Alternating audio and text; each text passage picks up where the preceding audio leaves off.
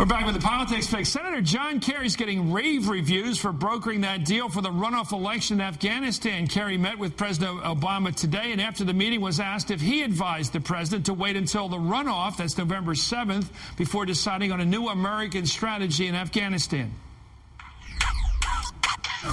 I said, I think that as a matter of common sense, the president would feel that it makes sense to wait till the end of this 2-week period. 2 weeks is a very short span of time, folks, to determine whether or not you have a government to work with in a war.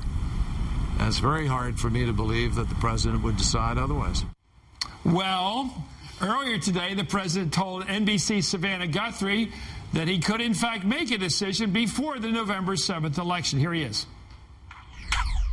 I think it is entirely possible that we have a strategy formulated before a runoff is determined. We may not announce it. I guess John Kerry isn't fully in the loop. Is Senator Kerry at odds with the president? Cynthia Tucker writes a political column for the Atlanta Journal-Constitution. And, of course, Ann Kornblut's here from the Washington Post. You know, it seems to me that this might be a tempest in a teapot because 2 weeks, as the senator said, is a short time. I'm more fascinated with how John Kerry got this job. A lot of us thought he'd be Secretary of State until the Hillary Clinton decision was made by the president. Here he is performing as Secretary of State in a very effective way, getting Karzai, who's under tremendous heat for a stinky election over there, to now clean up his act, and he gets credit for having done it by simply visiting him.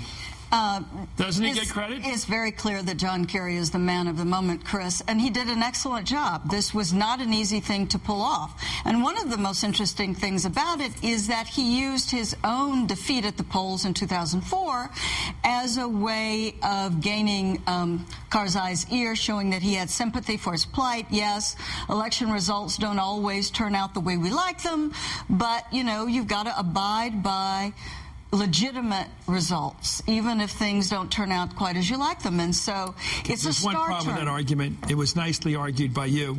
But in the case of Kerry, if he lost Ohio, the buzz was that it was stolen from him by the machinery out there. Well, and it wasn't like Karzai stole the election. He's asking him to give it back. He had it stolen from him.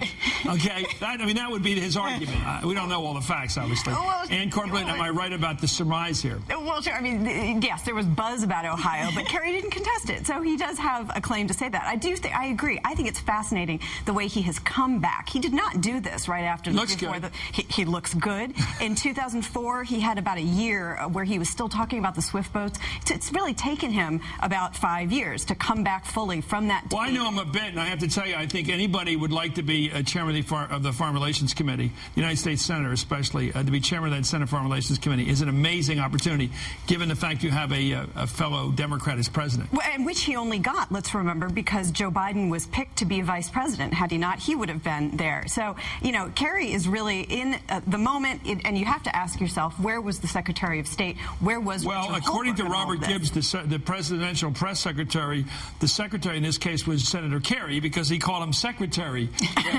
So there's something going on here. Let me ask you this about the president's position.